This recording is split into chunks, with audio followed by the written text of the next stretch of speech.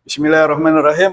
Assalamualaikum warahmatullahi wabarakatuh. Waalaikumsalam warahmatullahi Alhamdulillah, ngopi solusi bersama Klinik Riba. Malam ini kita bahas tentang Bank Infak.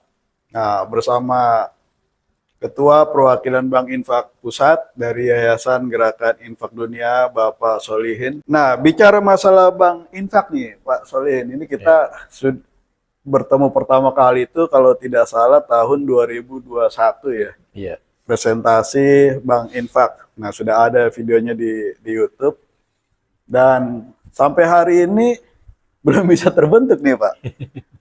Banyak kendala-kendala yang apa namanya ya? Ya bukan banyak sih, tapi kendala itu ya menghalangi atau menghambat atau memang nggak serius juga sih ya. Nah, apa nih sebenarnya tantangan dan hambatan nih Pak Solihin sepanjang pengalaman Pak Solihin dalam mendampingi komunitas-komunitas dari awal ya, dari iya, sosialisasi, awal pendirian, kemudian proses berjalannya. Tentunya kan pasti ada tantangan dan hambatan. iya. Tentunya ada kendala-kendala, ada cerita sukses dan juga pastinya ada cerita kegagalan gitu.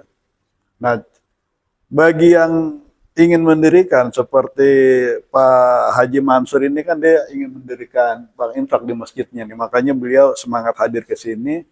Tentunya perlu juga pengalaman gitu ya, cerita pengalaman. Teorinya beliau sudah dapat, sudah nonton Pak videonya ya sampai akhir sosialisasinya sudah nonton. Nah, cuma lebih dikembangkan lagi kita ditanya jawab tantangan dan hambatannya seperti apa sih? Hambatan yang saya hadapi ya komunitasnya ini tidak berada di satu tempat. Hmm. Jadi anggotanya pencar-pencar, Pak. Jadi agak sulit juga. Terus yang kedua, lebih banyak yang punya kebutuhan, jadi pengen pinjam dulu. Sementara kan konsepnya adalah kita kumpulin dulu uangnya. Setelah ada uangnya, baru itu bisa digulirkan secara bergantian. Nah, istiqomah dalam menghimpun dana awal ini yang mungkin karena banyak kesibukan ya banyak apa ya. Jadinya ya menjadi belum terwujud juga sampai hari ini. Nah, langsung aja kali gitu Pak Solihin Iya. dipresentasikan apa nih sebenarnya nih tantangan dan hambatan Bank Infak ya di tengah produk ribawi. Yang dimaksud produk ribawi ini di tengah gempuran pinjol kan. Pinjaman online. Kalau pinjol mah aksesnya langsung cepat gitu ya. Begitu KTP masuk, dana cair. Kalau Bank Infak kita kumpulin duit dulu lama gitu jadinya kan. Nah, gimana Pak Solihin? Langsung aja Pak Solihin. Ya, makasih Pak Ustadz. Malam ini, Alhamdulillah kita ketemu lagi Pak Ustadz. Alhamdulillah. Memang menjadi tantangan juga buat saya untuk mempresentasikan apa itu Bank Infak. Nah, oke Pak Ustadz, saya merangkum atas pengalaman saya dalam mensosialisasikan pendirian Bank Infak. Terutama yang sudah saya lakukan selama ini sudah berdiri 6 bank infak ya di Tegal, di Jawa Tengah, juga di Jogja, di Trenggalek, Bandung, Jakarta dan Tangerang. Oke, yang saya presentasi ini adalah berdasarkan pengalaman saat saya menghadapi berbagai masukan dari masyarakat tentang produk-produk ribawi. Nah, oke. Pertama adalah kesadaran masyarakat, Pak Ustadz. Kesadaran masyarakat yang rendah tentang pengetahuan tentang riba. Jadi dia belum dapat hidayah. Iya, iya. Jadi ya, seperti saya juga dulu waktu masih zamannya riba, saya dulu komandan riba bertahun-tahun. Setelah dapat hidayah, udah saya langsung mengikrarkan diri, wah saya harus istiqomah dengan dengan pengetahuan tentang apa itu riba, apa itu. Saya mencari tahu gimana caranya supaya saya tetap di jalan yang benar gitu kan. Akhirnya saya bergaul dengan orang-orang yang sudah hijrah dengan orang-orang yang ya boleh dibilang sudah kapok lah dengan dunia-dunia ribawi gitu ya. Nah itulah nanti kita bahas satu-satu apa itu riba, bagaimana apa aja yang menyebabkan riba, nanti kita bahas satu-satu. Kemudian yang kedua adalah, nah ini yang tadi Pak Ustadz bilang, kebutuhan dan keinginan yang lebih besar. Jadi itu dasar. Beda tipis antara kebutuhan dan keinginan. Ya, kita butuh.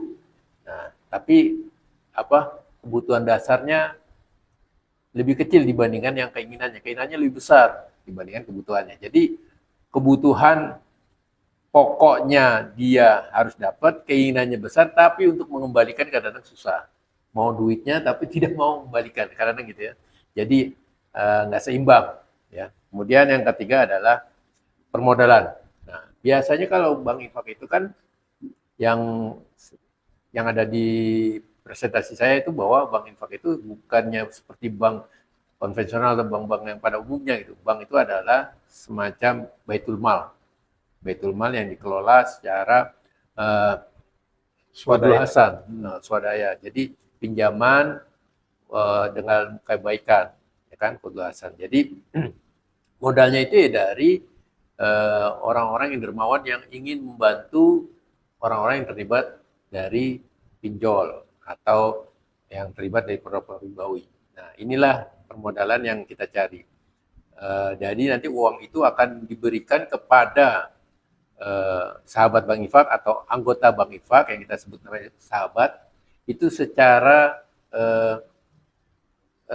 kekeluargaan. Artinya kita saling tahu sahabat Bank Infak ini tinggal di mana, mata pencariannya apa, gitu. Sehingga kita berikan tanpa bunga, tanpa anggunan. Nah, permodalannya itu kita berikan secara berkelompok. Kemudian permasalahan yang terakhir adalah pengelolaan keuangan. Nah, inilah kadang-kadang yang tadi Pak Ustadz bilang, minjemnya besar, mau, tapi untuk kembalinya susah. Nah, itulah. Jadi pengelolaan keuangannya juga kita harus ajarkan bagaimana cara mengelola uang yang kita pinjamkan bisa dikelola dengan baik secara syariah gitu. Sehingga kita mendapatkan keberkahan dari uang yang kita berikan. Dan itu pinjamannya dari 500.000 per orang sampai 5 juta per orang. Dan itu pengembalian tenornya itu dari 5 minggu sampai 50 minggu. Ya kurang lebih sampai 1 tahun lebih lah. Nah, cicilannya dari 10.000 sampai 100.000 per minggu. Jadi tergantung pada kesepakatan dan kesadarannya, keikhlasannya untuk mengembalikan. Tidak ada paksaan kalau pinjam 500.000 harus kembaliin sekian, tidak ada. Jadi ada kesepakatan, keikhlasan, keriduan dari peminjam sahabat Bank Infak dengan pengurus. Dan itu disaksikan oleh Dewan Pengawas dan Dewan Pembina. Seperti itu. Yang berarti kalau komunitasnya kesadaran tentang ribanya nggak sama, itu susah ya, sulit. Agak susah untuk makanya kita harus satu visi dulu, visi misi dulu. Jadi gampang masuknya gitu loh. Artinya kita berniat bahwa kita harus lepas dari riba. Gimana caranya? Ya harus terus ketemu, gitu. Menyatukan visi misinya dulu. Kalau misalnya kepengennya cuma datang mau minjam ya jangan. Iya. Nah ini yang jadi hambatan utama nih. Iya. Jadi meskipun komunitas sudah ada nih orang-orangnya, tapi kesadaran ribanya belum sama. Nah akhirnya semangatnya jadi berbeda-beda. Turun lagi. Gitu. Ya. Makanya di Bank Infak itu kan selalu ada kajian seminggu sekali. Itu wajib seminggu sekali. Dan itu waktu cuma 2 jam, maksimal 2 jam, 3 jam lah. Nah itu tentang pengetahuan tentang riba, menyadarkan. Ibaratnya kita ada tausiah lah pengetahuan, dan itu tidak serta-merta setelah kajian langsung dipinjamkan, tidak. Jadi harus ada proses filter. Orang ini istiqomah nggak dengan kajian kita nih seminggu sekali. Yang tadi Ustadz bilang kalau nggak sama ya repot. Jadi harus satu frekuensi dulu. Satu frekuensi oke, baru nanti pengurus bilang oh ini rajin datang di kajian, baru kita kasih berikan. Dan itu nanti akadnya jelas, Pak. Akadnya itu jelas dia hitam di atas putih bahwa saya meminjam 500.000, saya berkewajiban mengembalikan seminggu sekali 20.000. Ya sudah 20.000 seminggu. Setiap kajian 20.000. Harus dimulai dengan tadi ya. Dengan kajian dulu. Jadi ya pengetahuan tentang riba gitu. Saya juga waktu pertama hijrah itu masih bingung. apa sih riba gitu kan. Akhirnya saya belajar, mencari tahu gitu. Karena kan mencari ilmu itu wajib, Pak. Ya kan, wajib di dalam Islam. Jadi supaya kita tidak terjebak dengan pinjaman-pinjaman yang membuat riba gitu kan. Ya, panjang pengalaman Pak Solihin yang tadi membentuk 6 bank infak itu pengalamannya gimana itu? Mulai dari tadi sosialisasi tentang riba dulu, apakah mereka memang sudah punya kesadaran terus langsung undang Pak Solihin, Pak kita bikin bank infak, atau Pak Solihin jelaskan dulu berkali-kali apa gimana gitu? Dari awal mula. Awalnya dia mencari tahu bank infak itu apa. Hmm. Terus biasanya di YouTube kan ada tuh kontak personnya. Kayak Pak Ustadz kan juga nge-share tuh di YouTube. Langsung kontaknya ke saya. Minta sosialisasi bank infak. Saya bilang untuk apa, di mana kan gitu. Soalnya kadang-kadang pengen bank infak hanya buat pinjam. Mereka hanya buat seperti taunya bank. Padahal itu kan baitul mal yang kita harus kelola dengan syariah gitu kan. Tapi nggak apa-apa, kita kan harus namanya dakwah ya, harus memulai dari yang kecil. Jadi pertama kali saya mensosialisasikan bank infak itu di Jogja waktu itu. Jadi ada jamaah yang minta, Pak Solin, saya pengen tahu bank infak kayak apa sih? Udah, kita mulai sosialisasi. Diundanglah semua tokoh-tokoh di sekitar masjid untuk menjadi pengurus waktu itu. Jadi saya sosialisasi hari Jumat, Sabtunya langsung dari pusat langsung memberikan pelatihan. Jadi gerak cepat gitu, cepat gitu. Karena kalau menurut saya semangat orang itu kalau lagi di atas maksimal tuh 3 hari, Pak. Harus cepat diambil. Kalau udah lewat 3 hari biasanya turun semangatnya. Berarti mereka sudah Harus punya cepat. Dulu punya kesadaran. Sudah Kesadaran di awal udah ada, cuman tentang bank infaknya bagaimana, sistemnya gimana, binatang apa sih itu nggak tahu. Nah baru kita sosialisasi, tanya masalah jawab. ribanya mah mereka sudah paham. Sudah paham. Bahkan yang menjadi pengurus itu mantan direktur bank, manajer bank, yang mereka sudah tahu wah ini riba gitu. Dan dia sudah merasakan bahwa memakan uang riba itu kacau kehidupannya. Jadi kita nggak usah jelasin tentang riba, mereka mencari tahu gimana cara buatnya bank infak, sistemnya seperti apa, baru kita kasih tahu. Nah, ada nggak pengalaman yang belum paham riba nih, mau bikin bank infak tapi mereka belum paham riba? Ada, Pak. Ada juga. Ada juga. Nah, jadi bagaimana pendekatannya itu kalau yang begitu? pendekatannya biasanya kita undang ustadz yang dia tokoh yang bisa dikagumi sama masyarakat situ kan. Nah, kasih kajian dulu, Pak.